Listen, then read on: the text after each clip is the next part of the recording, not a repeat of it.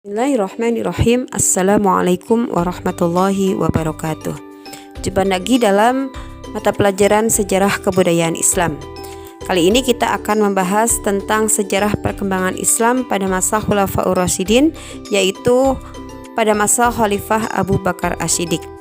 Sebelum kita belajar, mari kita berdoa bersama-sama. Rabbishrahli sodri wa yassirli amri wahlul 'uqdatam min lisani yafqahu qawli. Amin. Pengertian Khulafaur Rasyidin. Nah, Khulafaur Rasyidin ini kita akan membahas pengertiannya, yaitu menurut bahasa dan menurut istilah. Menurut bahasa sendiri, Khulafaur Rasyidin itu terbagi menjadi dua kata berasal dari bahasa Arab, yaitu khulafa dan ar-rasyidin. Khulafa yang berarti pengganti pemimpin, dan ar-rasyidin artinya yang mendapatkan petunjuk.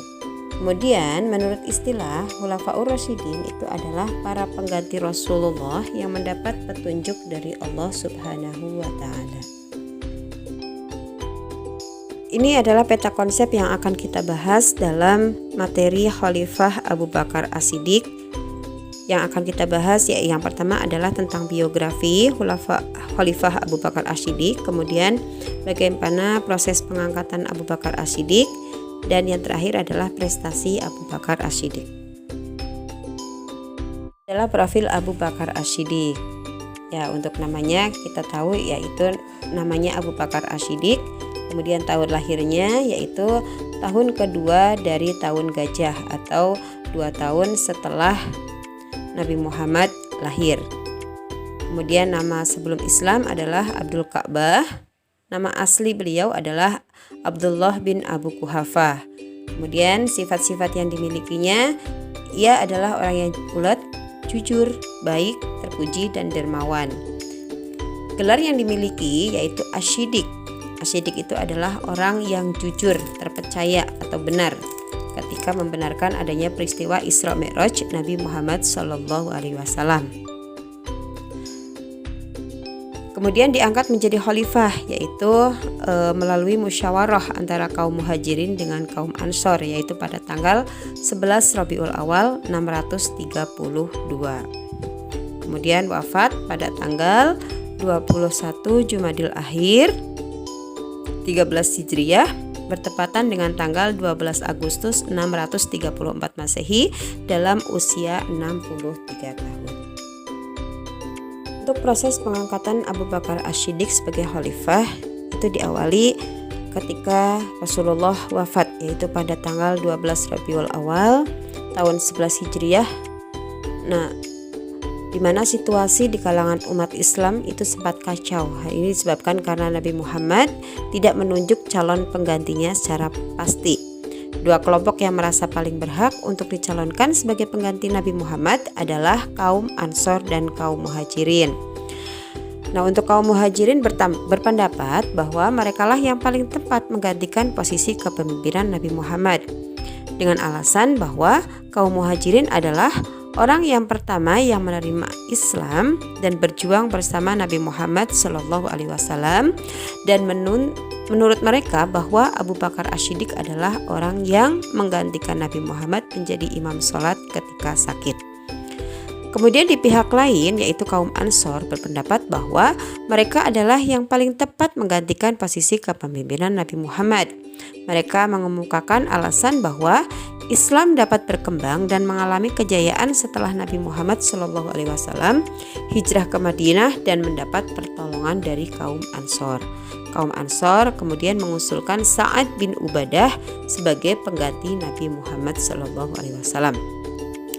Kemudian perbedaan pendapat antara kedua kelompok tersebut akhirnya dapat diselesaikan secara damai setelah Umar bin Khattab mengemukakan pendapatnya.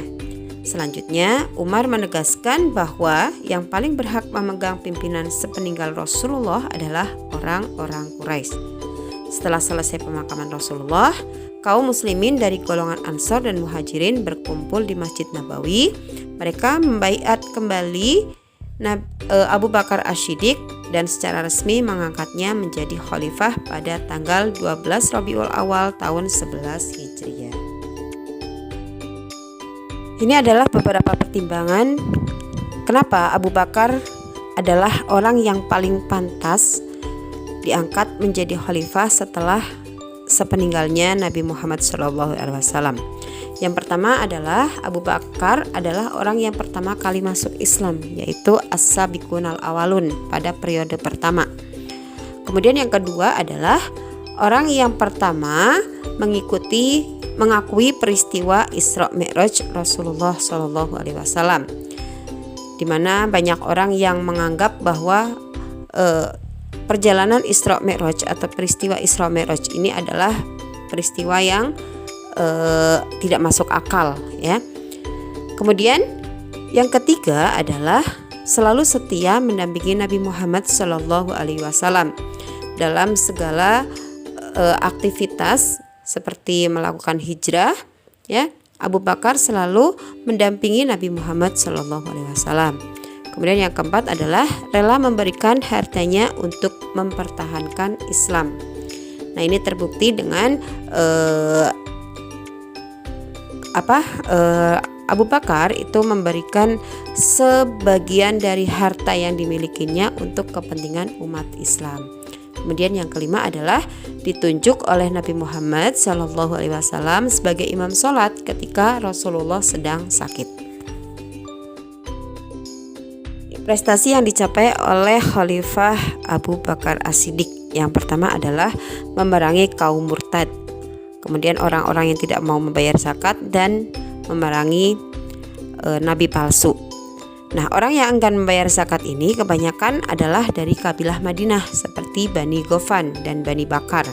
Mereka beranggapan bahwa membayar zakat hanya kepada Nabi Muhammad SAW, dan setelah Nabi wafat maka kewajiban zakat tidak lagi ada. Kemudian memerangi orang-orang yang menganggap dirinya sebagai nabi atau nabi palsu. Di antaranya ada Musailamah al-Kadzab, kemudian Tulaihah bin Khuwailid, kemudian yang ketiga ada Aswad al-Ansi, kemudian Sajjah Tamimiyah, dan Malik bin Nuwairoh. Nah, itu adalah orang-orang yang menganggap dirinya sebagai nabi. Kemudian yang kedua adalah kodifikasi Al-Quran atau mengumpulkan Al-Quran. Nah, pengumpulan Al-Quran ini diupayakan untuk menyelamatkan ajaran-ajaran Islam, ya. Maka karena pada waktu itu para sahabat yang menghafal Al-Quran itu kebanyakan gugur dalam perang melawan para nabi palsu. Nah, ditakutkan bahwa para sahabat yang sudah menghafal Al-Quran itu Al-Quran akan hilang ketika Al-Quran itu tidak dikumpulkan. Maka dengan usulan dari Umar bin Khattab, maka Al-Quran itu dikumpulkan. Kemudian yang ketiga dari prestasinya adalah perluasan wilayah. Dan yang keempat adalah melanjutkan pengiriman pasukan Usama. Gaya kepemimpinan Abu Bakar As-Siddiq.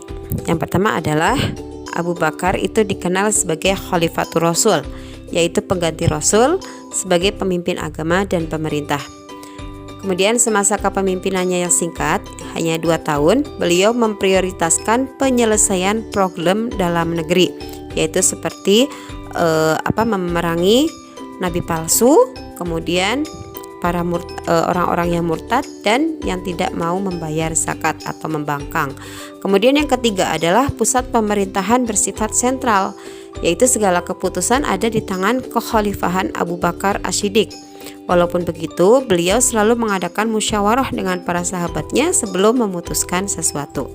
Kemudian yang keempat adalah Abu Bakar menunjuk langsung Umar bin Khattab. Beliau memproklamirkan Amirul Mukminin sebagai pengganti kekhalifahan setelah wafatnya Abu Bakar As-Siddiq. Hayat Abu Bakar As-Siddiq. Itu pada tahun ketiga sejak menjadi khalifah, Abu Bakar mendadak jatuh sakit.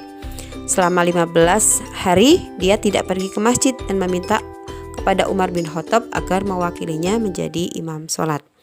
Sudah tradisi di Arab bahwa yang dijadikan imam di masjid adalah para sahabat senior yang memiliki pengaruh yang besar.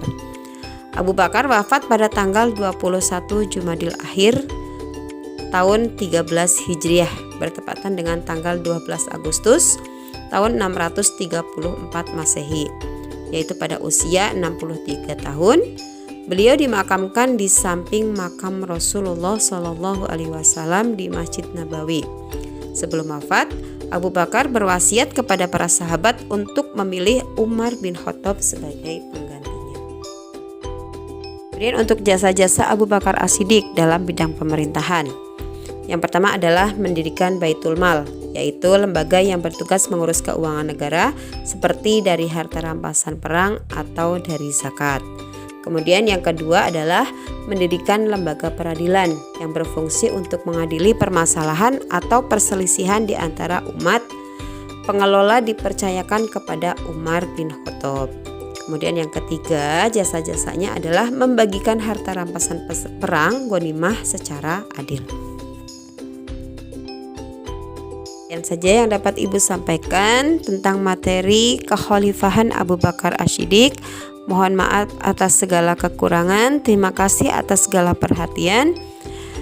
Ibu akhiri dengan bacaan kafaratul majlis. Subhanakallahumma wa bihamdika asyhadu an la ilaha illa anta astaghfiruka wa atubu ilaih. Wassalamualaikum warahmatullahi wabarakatuh.